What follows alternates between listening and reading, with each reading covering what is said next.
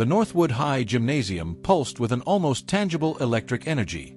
Tonight was the championship game, the peak of a season of relentless effort. Every bleacher seat was filled, a vibrant mosaic of crimson and gold, the school's colors. The crowd's roar wasn't just sound, it was a physical force, crashing against the rafters with every dribble, every shot, every near miss. On the sidelines, the JV team, their dreams of varsity glory shimmering, watched with bated breath, living vicariously through their heroes on the court. The game was a nail-biter, a constant back and forth. The scoreboard glowed, tied in the final desperate seconds of the third quarter. A last-ditch shot clanked off the rim, eliciting a collective groan. Then, the piercing shriek of the buzzer blared, signaling the quarter's end. Both teams, a mix of exhaustion and adrenaline, began to head for the brief sanctuary of their locker rooms before the decisive final quarter. The heavy, industrial gray door to the boys' locker room, usually a portal to team strategy and hushed camaraderie, swung inward with a soft, almost imperceptible whoosh. The sound was immediately swallowed by the crowd's distant roar, yet it felt immense within the tiled room. Standing there, framed by the utilitarian doorframe, was Sarah Miller. She wasn't a cheerleader or a team manager. Sarah was, by all accounts, a quiet sophomore, more comfortable in the library's stillness or the science lab's focused intensity. Her reputation preceded her with quiet brilliance, a sharp intellect that often earned teachers' admiration. But her presence, unassuming. She typically blended into the background of Northwood High's bustling hallways. Tonight, however, she was anything but. She wore her usual slightly oversized hoodie, a comfortable shield, and worn jeans that spoke of practicality. Her long, dark hair, usually pulled back, brushed her shoulders. But it was her expression that truly commanded attention. It was utterly unreadable. No fear, no hesitation, no playful smirk. Just a calm, almost serene determination that was entirely at odds with the scene she had just entered. Every single one of the dozen or so boys already inside the locker room, caught in various stages of post-quarter cooldown, froze mid-motion. The room, moments before filled with tired chatter and the clatter of gear, became eerily, profoundly silent. It was as if time itself had stuttered, then stopped. Towels, moments ago wiping sweat, dropped unnoticed. Half-zipped lockers remained stubborn. Conversations, half-formed, died in their throats, leaving a vacuum of unspoken words. The pungent scent of sweat and liniment, usually comforting, hung heavy and strangely out of place in the sudden, stunned silence. Mark, the team's star point guard, normally composed under pressure, stood like a deer in headlights. A damp towel draped haphazardly around his neck, his mouth slightly agape, a silent, "what the," etched on his face. His eyes, usually sharp, were wide with disbelief. He quickly glanced at Jake, the team's burly center, typically the loudest presence in the room. But even Jake was a statue, rigid and unmoving, a discarded jersey clutched forgotten in his hand. His usual booming voice was reduced to a barely audible whisper as he leaned towards a teammate. Jake, whispering, voice raspy with shock, "Is this some kind of prank? What the heck is going on?" Mark, regaining a sliver of composure, managed to voice the question on everyone's mind. Mark, stammering, voice laced with confusion, Sarah, what are you doing here? This is the boys' locker room." Sarah didn't answer immediately. Her gaze, still unreadable, slowly swept across the stunned faces. It lingered for a moment on a bulletin board covered in faded team photos and motivational slogans, now seeming ironic in the surreal quiet. She then moved her eyes across the rows of open lockers, taking in the jumbled mess of athletic socks and practice jerseys. There was no defiance in her gaze, no embarrassment, just an unsettling calm. Finally, her eyes settled on a far corner of the room, a shadowy, almost forgotten space where the main ceiling light barely reached. It was a small, insignificant-looking storage closet, its door slightly ajar, revealing only deeper shadows within. A flicker of something unreadable, perhaps apprehension or determined focus, appeared in her eyes. Without a single word, without a glance back at the bewildered boys, she began to walk. Her steps, deliberate and steady, echoed softly on the linoleum floor, a strangely loud sound in the absolute quiet. She left a trail of bewildered silence, of dropped towels and unspoken questions, in her wake. Every eye in the room followed her, a silent chorus of confusion. Where was she going, And why, on the night of the biggest game of the year, had Sarah Miller walked so confidently into the boys' locker room? The utter stillness that had fallen over the Northwood High boys' locker room was, perhaps, the most unsettling thing. It wasn't just a momentary quiet. It was a profound, almost reverent hush that had completely swallowed the usual cacophony of a post-quarter break. The initial shock, that split-second paralysis of disbelief, had now begun to give way to a low, uneasy hum of confused murmurs. The sounds were soft, like a swarm of bees unsure of their hive's new queen. The boys, still largely rooted to their spots, exchanged quick, bewildered glances, a silent language of utter astonishment passing between them.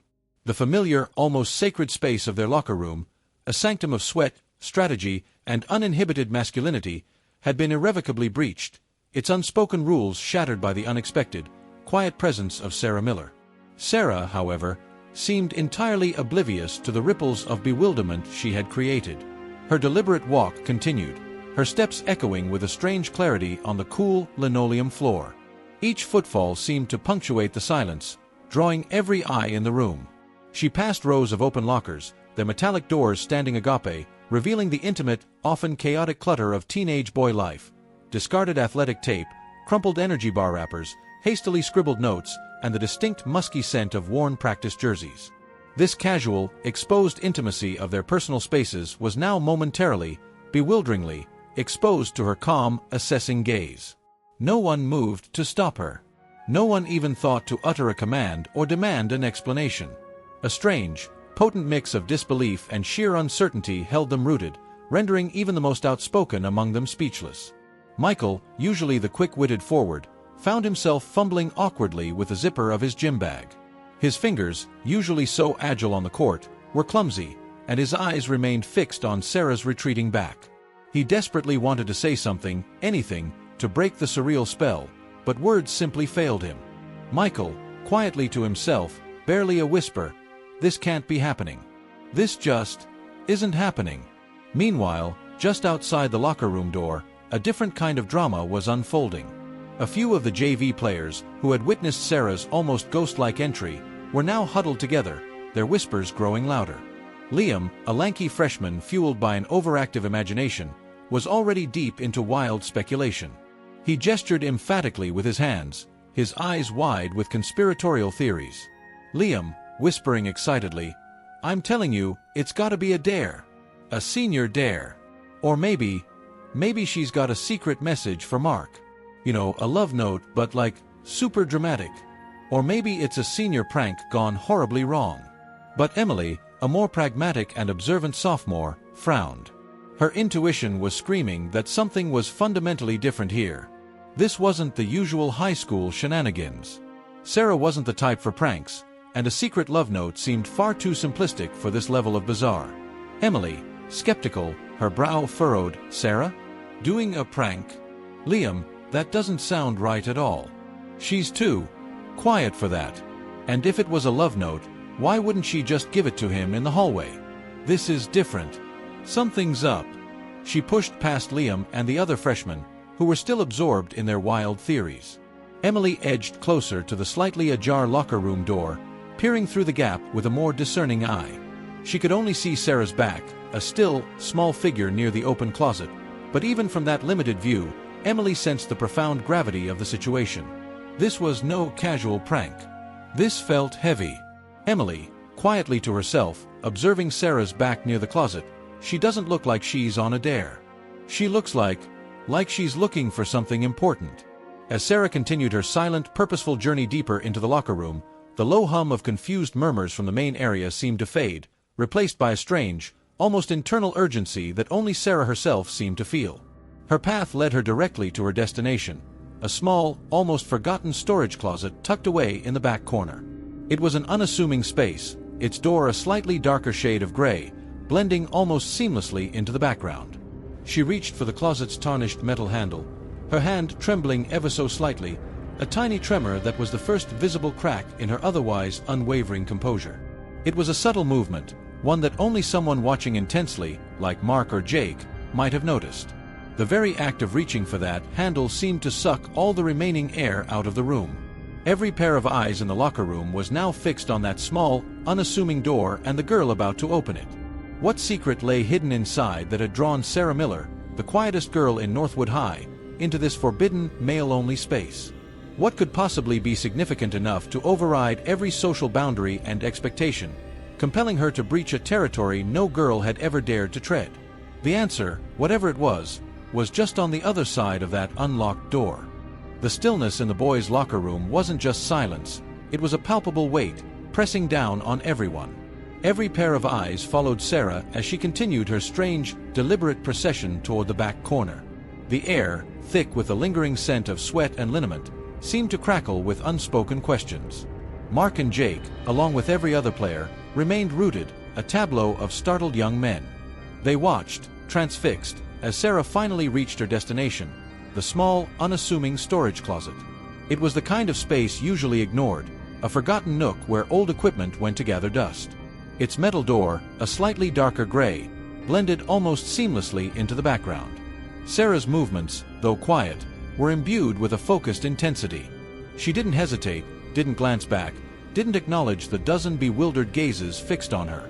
Her hand, slender and pale, reached for the closet's tarnished metal handle. It was a simple gesture, yet in the charged atmosphere of the locker room, it felt monumental. For the first time since she walked in, a tiny tremor ran through her hand. It was barely perceptible, a fleeting shiver that was the first visible crack in her otherwise unwavering composure. With a soft click that resonated disproportionately loudly in the silence, she turned the handle and pulled the door open. The closet was not a grand reveal. It was dimly lit, illuminated by a single bare bulb hanging precariously from the ceiling, casting weak, yellowish light that barely pierced the shadows.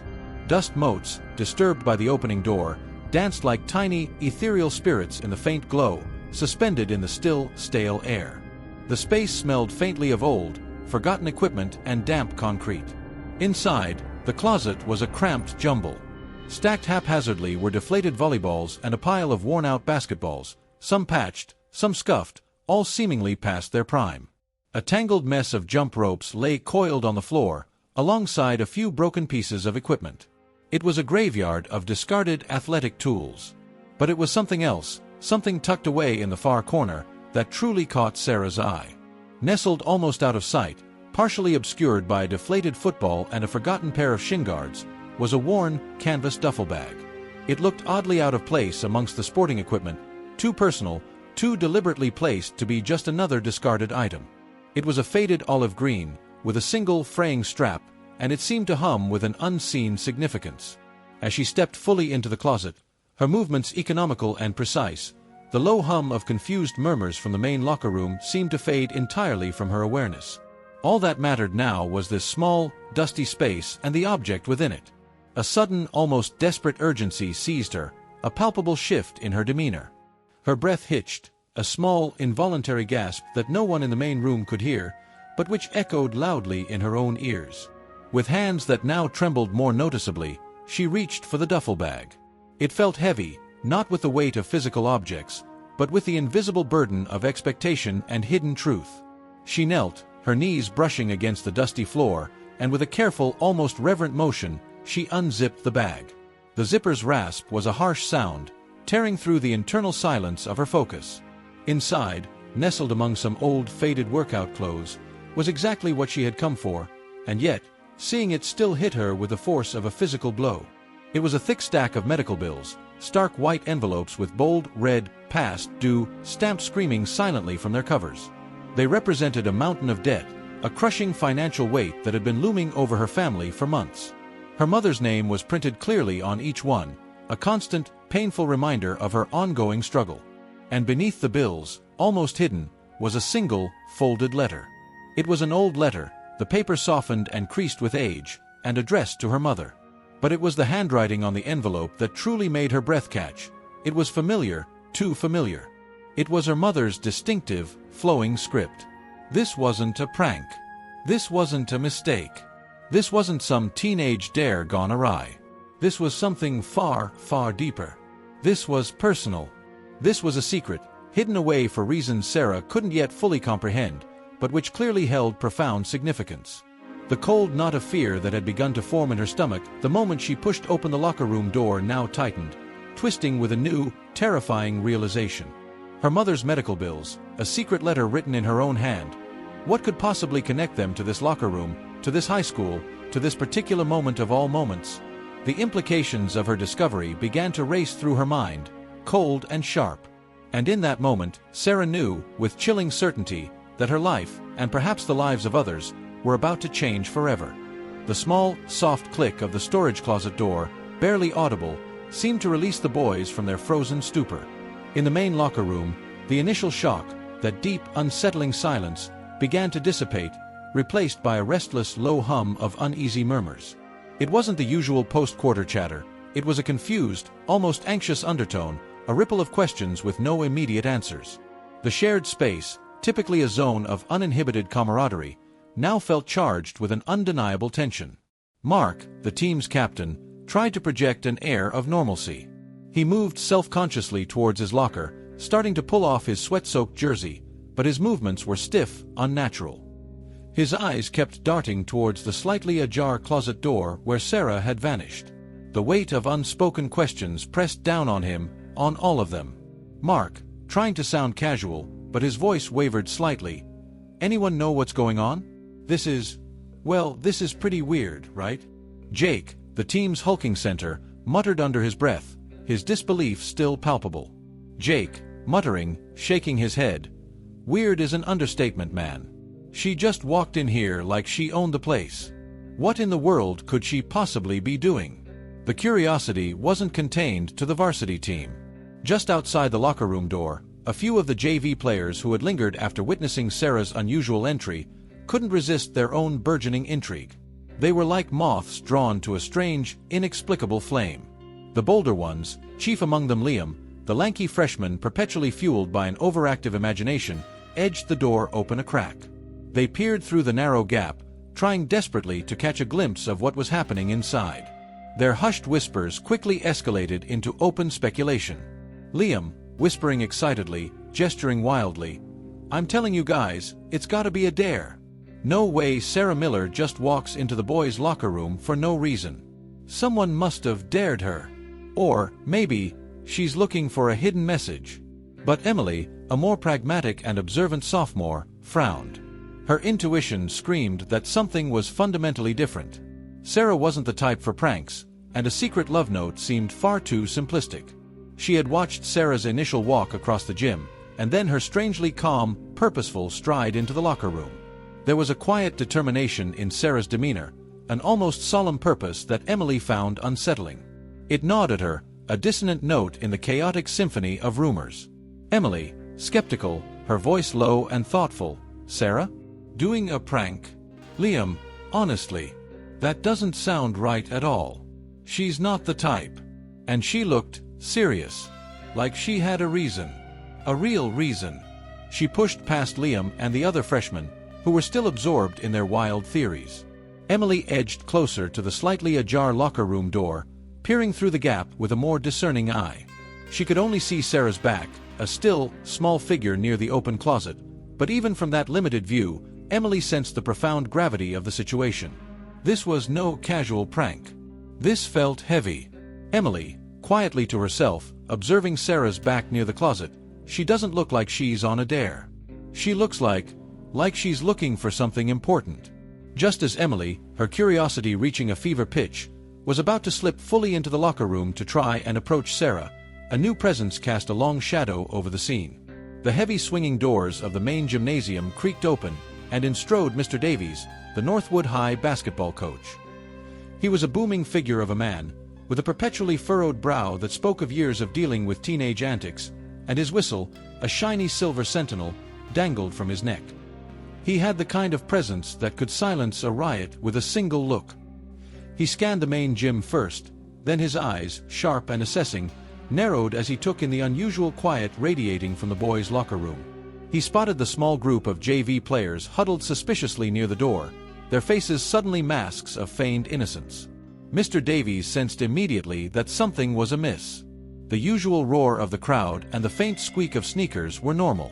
This quiet, however, was not. It was a vacuum, an anomaly. And Coach Davies, a man of routine and discipline, did not tolerate anomalies. His gaze sharpened, zeroing in on the slightly ajar locker room door. The atmosphere tightened, every student holding their breath. What would the coach do? And what would happen if he discovered Sarah inside?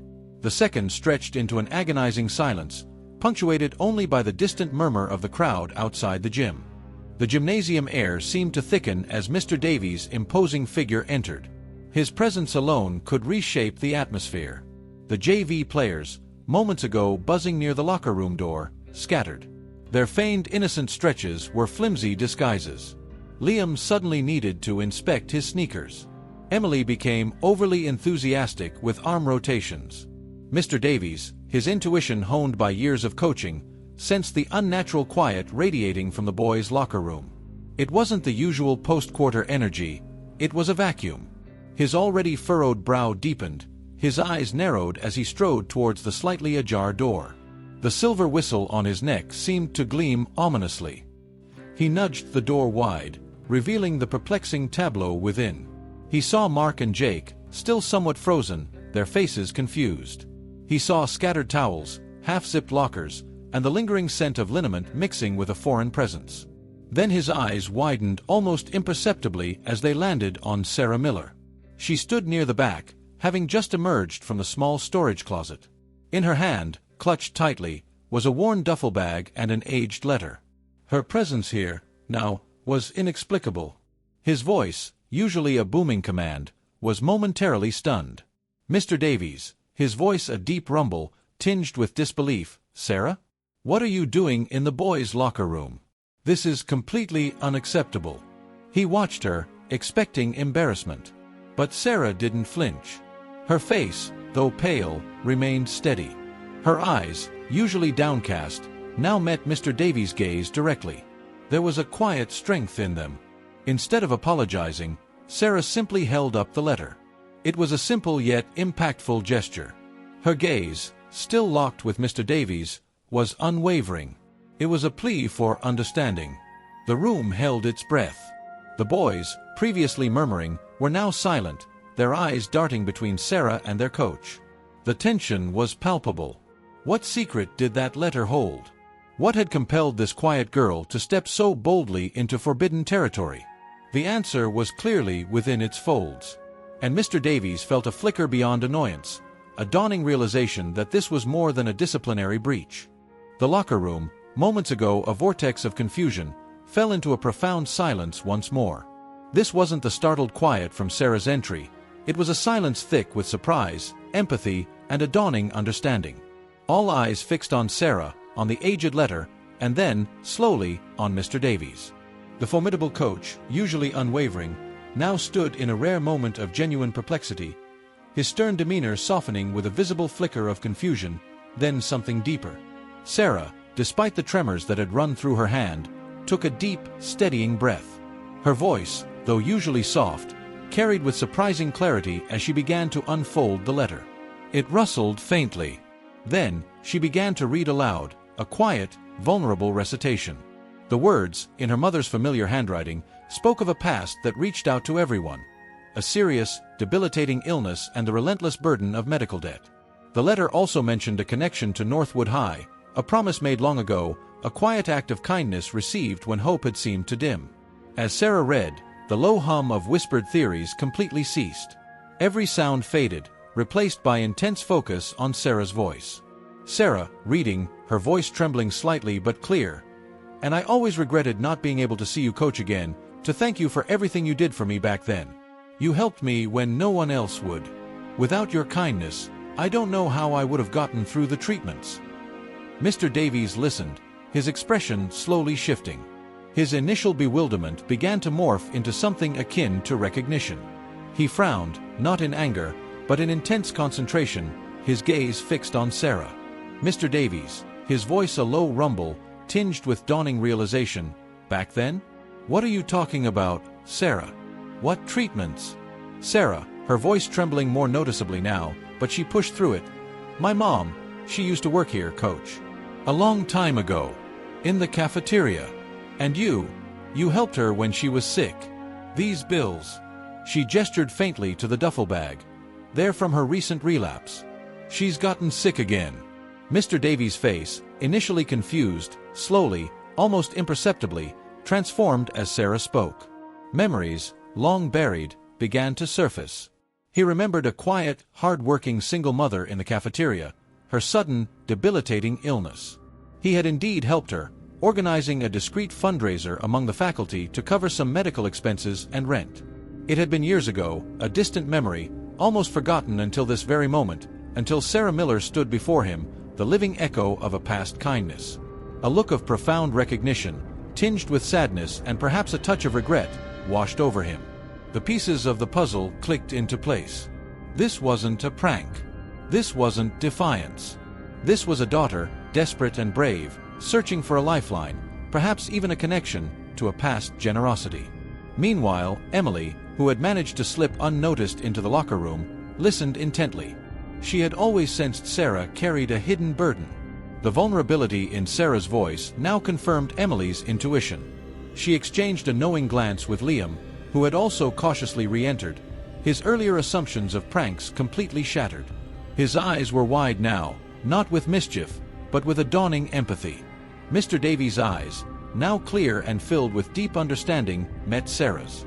It was a moment of profound connection, spanning years and unspoken histories. He didn't speak immediately.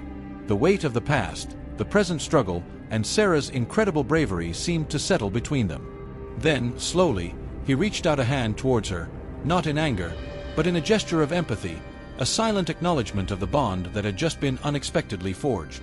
The boys in the locker room watched this silent exchange, their expressions shifting from confusion to a glimmer of understanding. The tension, though still present, had transformed from suspicion into anticipation. What would Mr. Davies say to Sarah now?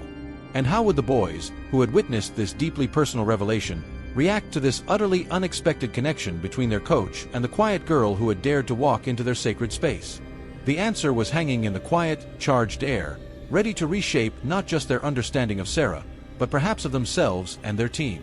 The silence in the boys' locker room was no longer shock, but a profound, collective awe. The air held its breath, saturated with the raw emotion that had just unfolded. All eyes, once confused, now bore witness to a deeply personal moment between Sarah and Mr. Davies. The boys, initially seeing Sarah's presence as an intrusion, were now captivated, their earlier self-consciousness forgotten. Mr. Davies' large hand now rested gently on Sarah's arm. There was no anger, no reprimand, only a quiet, empathetic connection. He didn't speak for a long moment, his gaze fixed on the aged letter, then on her pale, resolute face. Memories of her mother, a hard-working woman he had once helped, seemed to surface for him. He looked at the boys, their faces reflecting curiosity, respect, and a nascent empathy. Then, his voice, usually a command, was softer than they had ever heard it. "Mr. Davies," his voice barely above a whisper, filled with quiet gravity, "Sarah, I remember your mother. She was a good woman. I had no idea that she was your mother, or that she was sick again." A wave of murmuring, no longer confused but soft and empathetic, rippled through the locker room. The initial awkwardness had vanished, replaced by a tangible sense of shared humanity.